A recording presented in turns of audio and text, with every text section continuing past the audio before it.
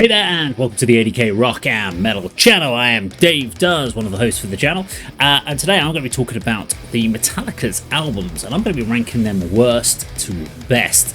Now, there is multiple ways you can do this. It's a preferential choice. I'm going to try and take you through them, but you could rank them based on sales. You could rank them based on popularity and like the general consensus. If that was the case, you'd probably find that Master of Puppets is guaranteed to be number one. The way I've decided to look at them is based on creativity, originality, and overall songwriting. We're not including Lulu, and we will not be including the Garage Inc. or Garage Days Revisited EPs, as they were covers, and Lulu is shit, so we're not going to cover that at all. So yeah, there are 11 albums for us to look at. So I wonder if before we start, could you make a note of your 11 or the 11 songs or 11 albums in the order that you reckon they're going to be, and let us know whether you agree with what I've done or disagree. And I'm going to try to take you through it. So, worst album by Metallica, and it's not a bad album in any shape or form, but for me, based on creativity, originality, and overall songwriting, I am actually going to put at number 11, 72 Seasons. Now, having revisited that album recently, track by track, I listened through it, and although there is absolutely nothing wrong with this particular album, there is also absolutely nothing there for me to really inspire me in any shape or form musically. It's just stuff that they've already covered. There are songs in there that sound like they could have been off of Reload. There is stuff in there that sounds like it could have been off Death Magnetic. It's just a very uninspired album. It's recycled. There isn't much to it. The songs themselves are fine, but there is absolutely no reason to listen to that album if you've already got any of the others before it. And that is why it is number 11 out of 11 for me for Metallica. Next up, we have Kill 'Em All. So people will sometimes say this is the quintessential thrash album from the early 80s. It's the album that started it all off for Metallica. And yeah, it is a good album. The problem for me is it wears their influences far too much. So you can hear the Diamond Head, you can hear the Motorhead influences in there. So at this point in time, it hasn't got that definitive, what we would learn here, Metallica stylization, what the James Hetfield riffage, the style of drumming that we came to learn for Lars, and of course the Cliff Burton style-esque bass stuff. The solos are very much the Dave Mustaine era solo, so Kirk didn't really have a chance to really lay his groundwork in there. So although it's a good album for the era, it's not a quintessential great Metallica album. In next at number 9, we have Scent Anger. Now, Scent Anger is wildly criticised as an album, but I think it's an album that needed to be done because of the situation of where the band was in. That whatever album they produced was going to be a bit of a train wreck. Yes, they could have waited until they did Death Magnetic, but I think they needed to put something out. They needed to show their pain.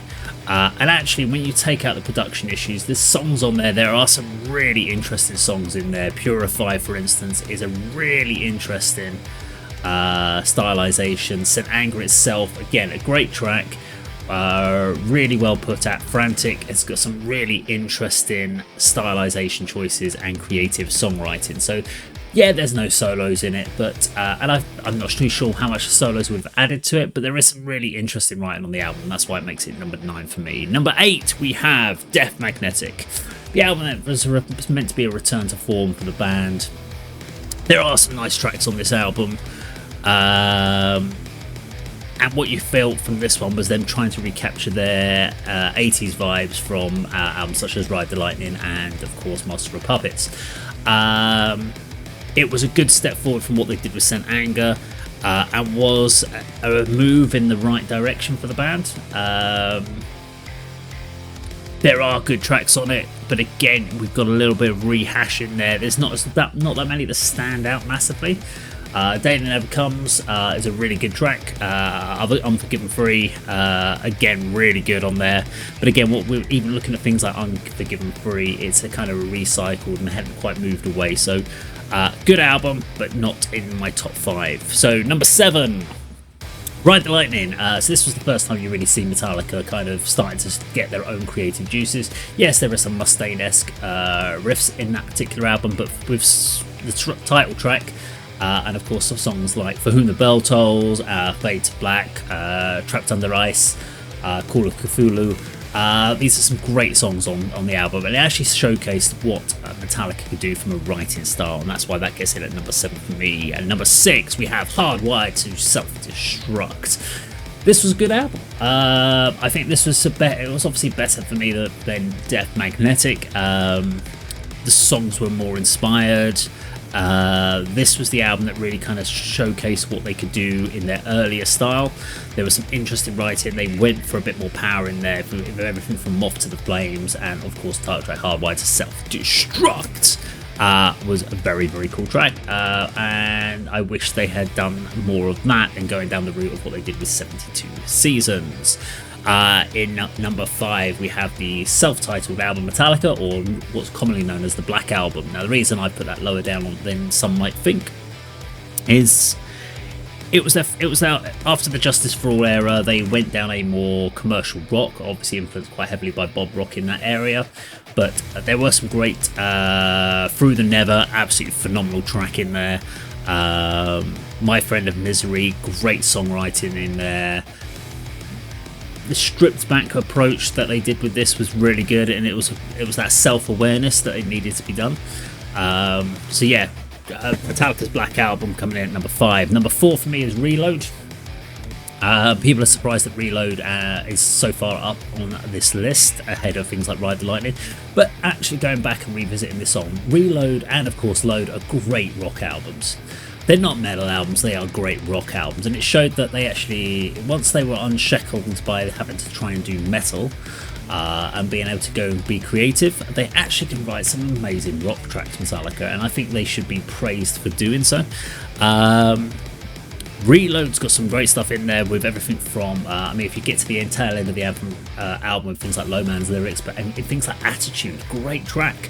Bad Seed, great groove-laden rock track as well, so well worth checking out for the Metallica fans. I'm sure you already have, but if you've avoided it, go back, re-listen to it, and just listen how good these rock tracks are. In number 3, we have And Justice for All. My initial thought on this was actually going to be lower down on the list, but actually from a songwriting, yeah, the production's rubbish, but from a songwriting point of view, they actually really stretched their wings, and they haven't really done anything like Injustice for All. They may have attempted it with some stuff on Hardwired to Self-Destruct, but they never got anywhere close to it. This was as prog metal as you were going to get with Metallica, and I thought it was a really great example of them stretching their wings and really showing you what they could do writing-wise. And it's a shame they haven't gone back to that, because I thought they did an amazing job with Injustice for All. In number 2 now, what's it going to be? It's actually going to be Master of Puppets for me. And I know people are going to be like, what the fuck? You can't put Master of Puppets there, that should be number 1. But this is it. Hear me out on this one. Master of Puppets is the quintessential thrash album. Phenomenal album with Orion. It's just a great piece. Damage Incorporated is absolutely insane. Battery is in a great track. These are amazing tracks, but they are the quintessential thrash tracks. What's this? This came out in what, 1986, if I remember right. And you're surrounded by thrash bands at this point, so the thrash format is there. So yeah, they spearheaded a generation, and the songs themselves are absolutely phenomenal. But even at that point, if you listen to Ride the Lightning, it's just a step up from where they were with Ride the Lightning. The songs themselves take them up the table, but the actual creativity and originality at this point is there are other bands also doing something similar. Whether you talk about things like Testament, Exodus, etc. So worth considering other bands as well, but Master of Puppets is the quintessential greatest thrash album out there. Which means there's only one album that I'm putting at number 1 in my Metallica's greatest albums list, and that is Load. And I know people are going to be like, that's not even in my top 10 out of 11. But hear me out. Listen to stuff like The House of Chat Built, Hero of the Day, King Nothing, Carpe Diem. There are some amazing rock tracks. This shows pure creativity being unrestrained at this point. This is an album where the band went in and went, we're not going to be what everyone expects us to be. We're just going to write for us. And they have never done that since. They have never gone out since the load and reload era and written for them. They have written with the audience in mind. If you listen to 72 Seasons, there is stuff on there that sounds like load and reload, and they've tried to get some of that groove back, but the problem is it does sound like load and reload, but just not as good. It's too well planned out in the head of the 72 Seasons. They're trying too hard to capture something. What you heard with load and reload was unbridled creativity, doing what they wanted to do, and that's what I absolutely applaud the band for doing. And I wish they did more of that. And that's why, again, St. Anger wasn't bottom for me, because they did what they wanted to do. They did what they felt was right. Even if Lars didn't want to do anything that was too stark.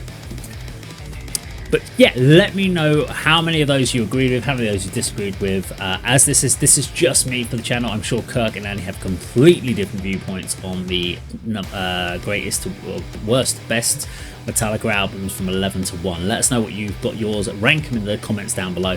Thank you very much for watching. See you on another video sometime very soon. Take care.